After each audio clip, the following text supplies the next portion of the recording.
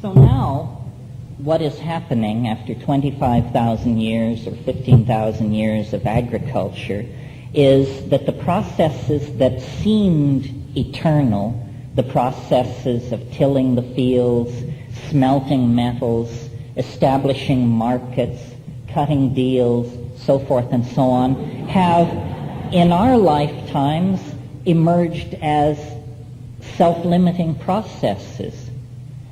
You know, people think I'm a wild-eyed character because I predict some kind of transcendent transformation of the world within our lifetimes. But if you could sit in on the board meetings of the people who own the planet, they possess data moving across their desks every day which entirely support my contention that business as usual has been taken off the menu.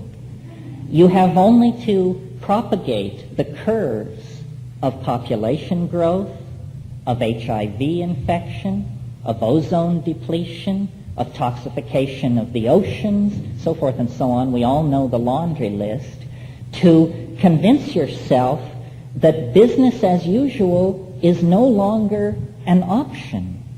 There is no middle way. There is no Ozzie and Harriet third millennium scenario. The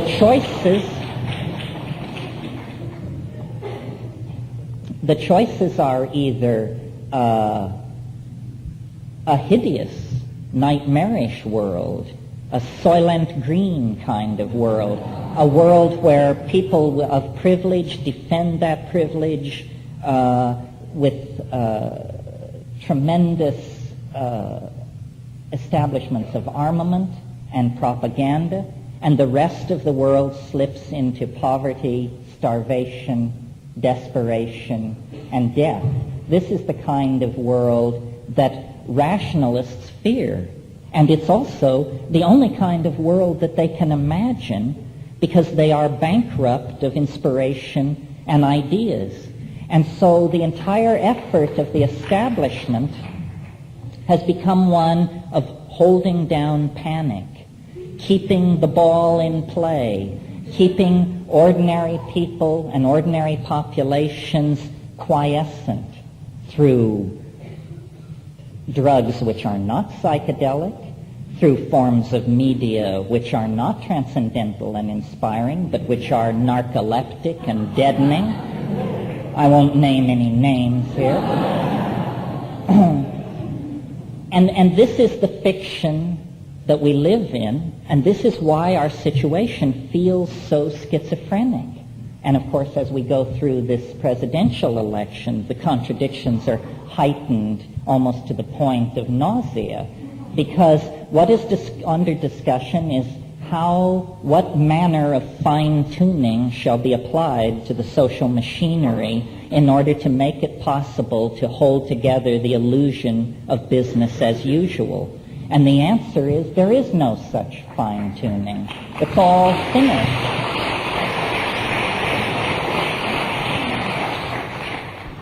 And instead, what is needed is a radical openness to new ideas of all sorts.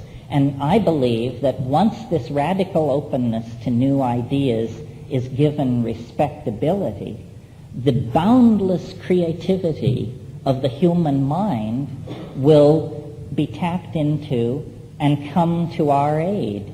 But we have to stop trying to preserve a status quo which has made us neurotic and self-defeating, admit that we have wandered long in the wilderness, and then begin to talk about what should be done about it. And I've always felt that the phobia which the powers that be feel toward the psychedelic experience is essentially a phobia of creativity, a phobia of dissolved boundaries, a phobia of honest discussion on a level playing field. All cultures are lies of some sort. We recently have lived through the very instructive example of the self-destruction of the socialist world. The contradictions became unbearable.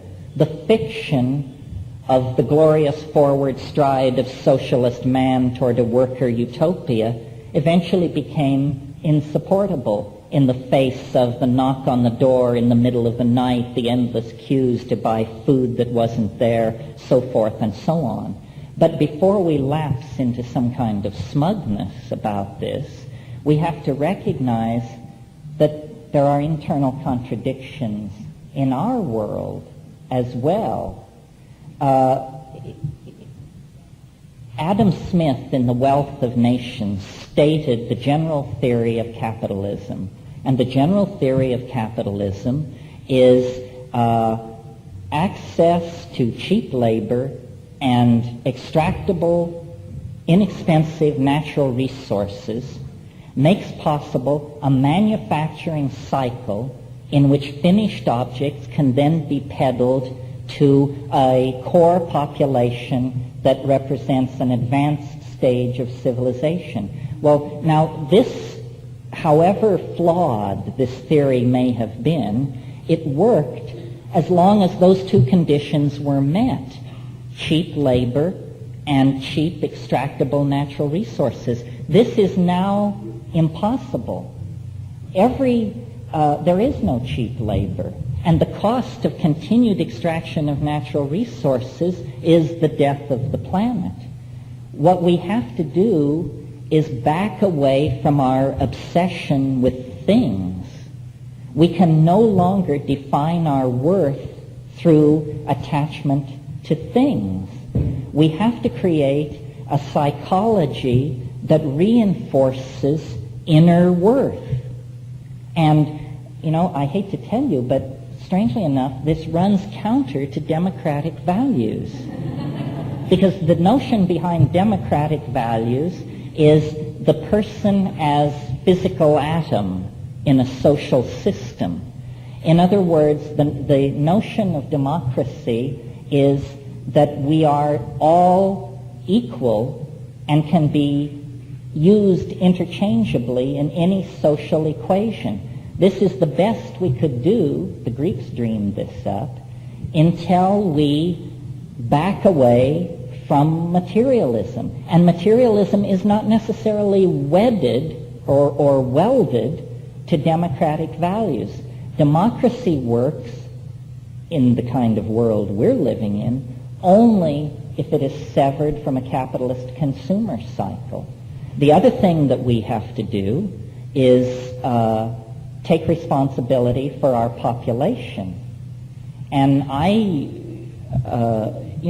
people are fond of just throwing up their hands and saying that the social momentum, the momentum toward world catastrophe is so great that nothing can be conceived of short of friendly visitors from Zeta Reticuli bailing us out that would lead to any kind of sane and rational world. But have you noticed that if every woman were to bear only one natural child, the population of the earth would fall by 50% in about 40 years without war, epidemic disease, or forced migration. Now, this is interesting. I don't advocate it. I simply think it's interesting that such a simple solution would have such an enormous impact on problems generally thought to be intractable. I discussed this idea with demographers, and they pointed out to me, and some of you have heard me say this before, but I think it's worth repeating, a woman on the Upper East Side of New York or in Malibu who has a child, that child will have between 800 and 1,000 times more negative impact on the environment of the earth than a child born to a woman in Bangladesh. Where do we preach birth control? Bangladesh. Why do we do this? Well, I'm not sure. This woman in Malibu or on the Upper East Side is a very likely candidate to be open to this message. She is, after all, college educated, media sophisticated, and feels, I think, generally a fair responsibility toward the problems that we all confront. Well, so then why aren't these kinds of ideas being tried? We could set up a set of social values where we could go to intelligent, educated women in high-tech industrial democracies and without any shock or jive say, how would you like vastly increased leisure time, a vast increase in your disposable income, and the genuine status of hero in the fight to save the planet.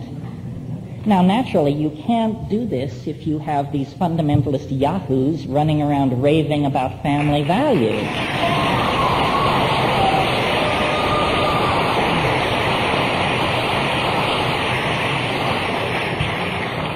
But hopefully these people are going to be shipped back to whatever syphilitic, Bible-pounding rat hole they all came out of in the first place.